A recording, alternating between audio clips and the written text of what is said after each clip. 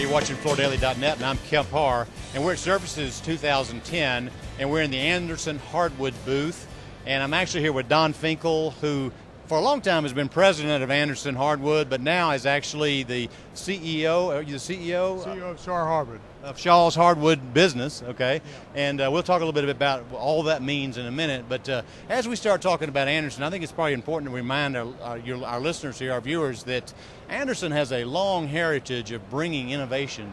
I mean, I think you were the first to come out with engineered hardwood. Yeah, my wife's grandfather developed that in 1938.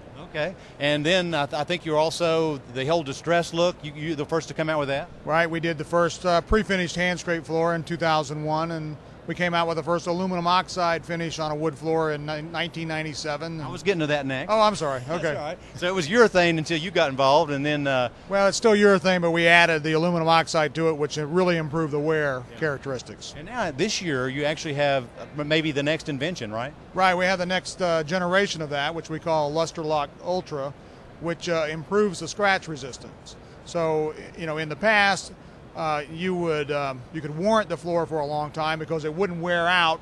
You wouldn't wear all the way through it, but you could ugly it out pretty quick. And what this does is it dramatically improves the scratch resistance, so it just looks good about 6 times longer than our nearest competitor. Okay, and the fact that you're still here, even though several years ago, I mean, you were part of the family.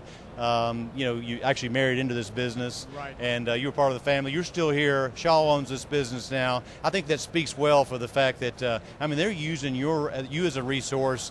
They went and bought Zig Graphs, so they've got them on the solid side. They've got that plant up in what's that? South Pittsburgh, Tennessee. Yeah, South Pittsburgh, where they're doing the more of an engineered with the Epic core board. Right. And you're over all that now. Yes. Okay. So, and back to Anderson to talk about just at this show. One of the things that, when you start looking at the products, and I remember last year, I believe it was exotic impressions you were talking about, and they're all domestic species that you were making look like exotic species, right? Right, we do that through a process that I discovered over in Europe that was actually done for a different purpose, but did give the wood a unique look, made it darker, more like exotics, and that's been a very good product for us. So every product you sell under the Anderson name is a domestic species which is harvested here in the United States. Is that right? Well, we have one product that we sell that we harvest in Paraguay. We have a plant in Paraguay, but it meets the NWFA legal label. And then every other product that we sell is harvested here in the U.S., and it achieves the NWFA renewing forest label, which means that it's growing back faster than it's being harvested. Okay, Don, obviously your theme here with this flag in the background is the fact that these things are made in the USA, your products are made in the USA. Tell us a little bit more about some of the other highlights for this show as far as products concerned. Well, we have a new introduction along the same theme as exotic impressions, which we call tropical reflections, and that's on a recycled core board with this domestic veneer treated to look like exotics. And then we have a high gloss on that. So we're experimenting with the higher gloss from our research and looking at the market and things that we do up here in Club Next, where we poll people's preferences on style. We believe that there's an opportunity to go upscale in gloss. A brief mention to that, we're actually standing upstairs on the upper section of their space up here, and they actually bring customers up here and seek information about products that they're getting ready to introduce. And so I want to make sure we didn't miss that. I said that right? Right, yeah, you did. Okay. And so do we have all the new products that you've got? Well, we have another one which we're calling Natural Brilliance, which is a high gloss on hickory, and that is a product that people seem to either love or hate.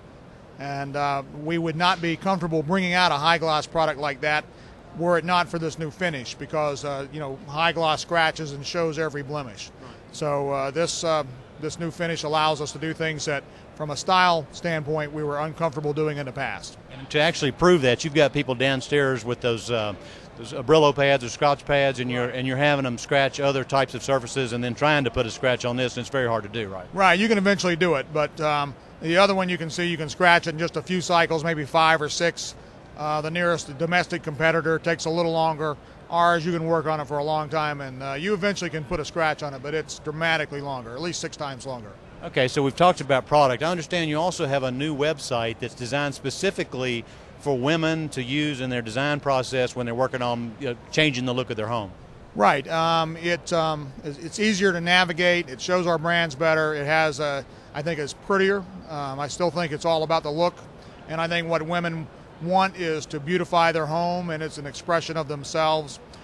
So we have some unique things where they can look at the product. We have a feature called Texture Tour, where you can take a small sample and grab it with your mouse, move it around in the light so that you can see the texture of the surface, whether it's hand scraped or eye gloss or wire brushed. You can see that a lot better than you ever could before on the internet. And then also we have another thing that's unique where women can put together a scrapbook, and they can, through Facebook, can send it to their friends. And we think, I know my wife and daughters are all over Facebook, just recreationally. And we already know that consumers, we get a lot of business from word of mouth, from one consumer telling another, recommending our product. And so we feel like this will just make it easier for them to do that.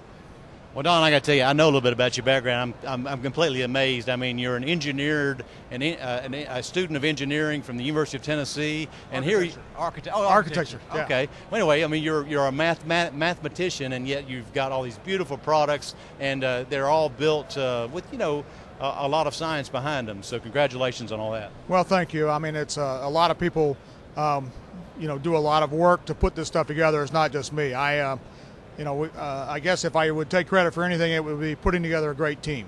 Okay, fantastic. Let me ask you one more question. I know you're kind of the poster child for the Lacey Act. Give us the latest update on what's going on with that. Well, all flooring, wood flooring products have, I say that's not true. Solid hardwood flooring comes under the declaration requirement. Engineered flooring has come under the declaration requirement. Composite flooring like laminate still has not come under it. It's still part of the law, but the declaration has not been enacted, and they're still not sure how exactly to do that. Trying to keep track of every molecule of wood dust in there is a little bit complicated. We have seen the first, not prosecution, but investigation of a company for violation of the Lacey Act for wood products, and that was Gibson Guitar. They raided their manufacturing plant in Nashville, Tennessee, confiscated a lot of materials, both musical instruments, in-process material, and I think they're computers. So don't know what's going to happen, don't know what they're going to find out and what they're going to determine, but they have actually started making moves on that. And they're here. There's actually some people here at Surfaces that are looking at some things. There are some people. The Environmental Investigation Agency is here at the show, and of course their main purpose is to help companies navigate through what it takes to be Lacey compliant. But the other side of that is where they find people that are really not trying to do that.